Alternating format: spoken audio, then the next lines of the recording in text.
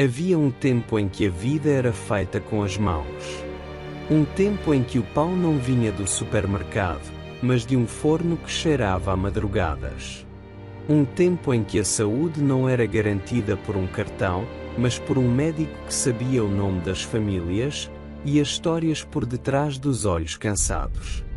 Estamos na Cova da Piedade, meados do século XX. No centro deste bairro operário, nasceu uma estrutura feita de pedra, suor e solidariedade. A Cooperativa de Consumo Piadense. Mas esta não era apenas uma loja ou um edifício. Era um modo de vida. Uma aldeia dentro da cidade. A história da cooperativa não se faz apenas com produtos, faz com paredes sólidas e sonhos partilhados.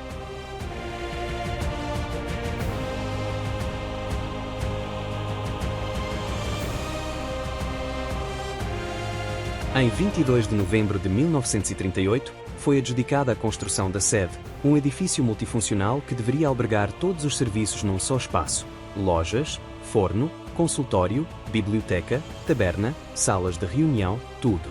A obra foi entregue ao empreiteiro Celestino Rodarte de Almeida por 291 contos, um valor elevado para a época. Mas, de onde veio o dinheiro? Dos próprios cooperantes. Cada um contribui como pôde. Uns com dinheiro, outros com trabalho, outros com materiais. Foram os pedreiros do bairro, os marceneiros, os ferreiros, os homens e mulheres comuns que ergueram aquele edifício. Com cada tijolo, crescia não só um espaço, mas uma ideia: isto é nosso. E tudo começava na quinta. A quinta da cooperativa ficava em Corroios. Um pedaço fértil de terra que garantia, todos os dias, o essencial: leite, ovos, legumes e batatas. Era ali que se ouvia o mugir das vacas e o cacarejar das galinhas. Os trabalhadores da cooperativa, muitos deles também cooperantes, tratavam dos animais ao amanhecer. Ordenhavam o leite ainda quente, colhiam as batatas e os legumes com o orvalho ainda fresco sobre as folhas. Depois, ao final da manhã, os carros de tração animal ou carrinhas carregadas desciam em direção à sede da cooperativa.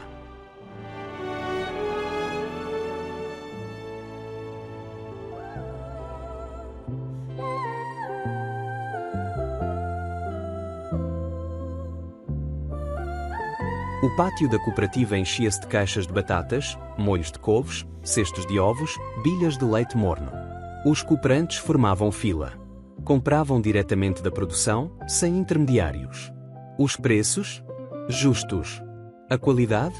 Impecável. Era o contrário da escassez e da especulação. Era a terra a cuidar das pessoas.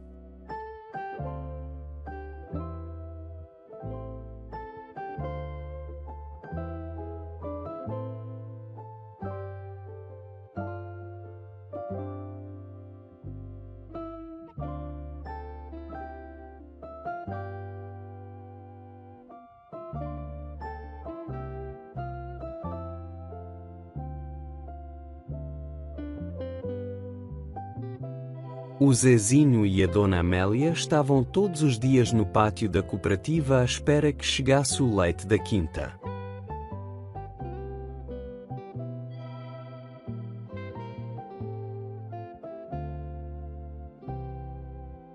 Nas traseiras do edifício, o forno começava a laborar bem cedo. O padeiro chegava ainda à noite, acendia o forno a lenha e começava a amassar. Depois da última fornada, as mulheres das redondezas aproveitavam o forno ainda estar quente para cozinharem os seus assados. Não era só alimento. Era ritual.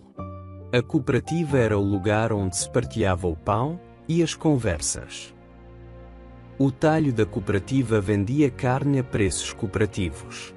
Os talhantes conheciam os clientes pelo nome, separavam os melhores cortes para as famílias com mais filhos.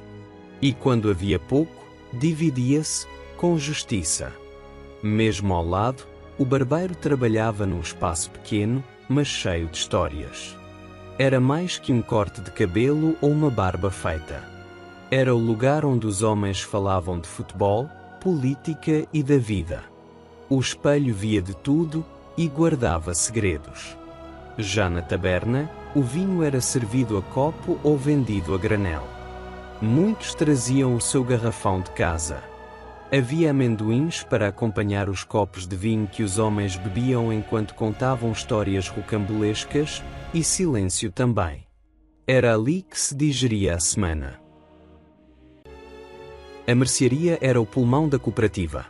Nas prateleiras alinhavam-se arroz, massa, sabão azul e branco, azeite, enlatados. Tudo a preços abaixo do mercado. Tudo com prioridade para os cooperantes. As mães vinham com as suas listas escritas à mão, os filhos corriam entre os corredores. A loja de tecidos era um capítulo à parte. Numa época em que o pronto a vestir era um luxo, ali comprava-se pano a metro. Algodão para as camisas, flanela para os pijamas, linho para os lençóis. As costureiras da zona vinham escolher padrões, as raparigas sonhavam com os vestidos de domingo. Era a dignidade de vestir bem, mesmo sem muito. Num pequeno gabinete, funcionava o consultório médico da cooperativa. Um médico, muitas vezes o mesmo durante anos, atendia os cooperantes e suas famílias durante gerações. Dava vacinas, passava receitas, cuidava de dores que não vinham só do corpo. Havia também uma biblioteca. Discreta, silenciosa, mas valente. Com livros de literatura, política, ciência, alguns proibidos pelo regime. Promovia sessões de leitura, debates, pequenas exibições de filmes. Era um espaço de formação e resistência. Porque resistir, naquela altura, também era saber. A cooperativa piadense tinha também uma secção de campismo desportivo, onde os cooperantes partilhavam o material de campismo por tempo determinado. Na sala de convívio os cooperantes jogavam bilhar e mahjong, que é um jogo chinês jogado com pedras de marfim, ao que dizem trazido por marinheiros do Alfeite. A cooperativa piadense organizava sessões de debate sobre cooperativismo e acolhia eventos que promoviam a coesão social e a participação dos cidadãos. O grupo de teatro infantil amador da cooperativa piadense subiu ao palco em 1958 para apresentar a peça O Tal Papão. A cooperativa piadense não era um prédio com paredes. Era uma ideia. Um lugar onde se trocava mais do que bens, trocava-se confiança, entreajuda, cuidado.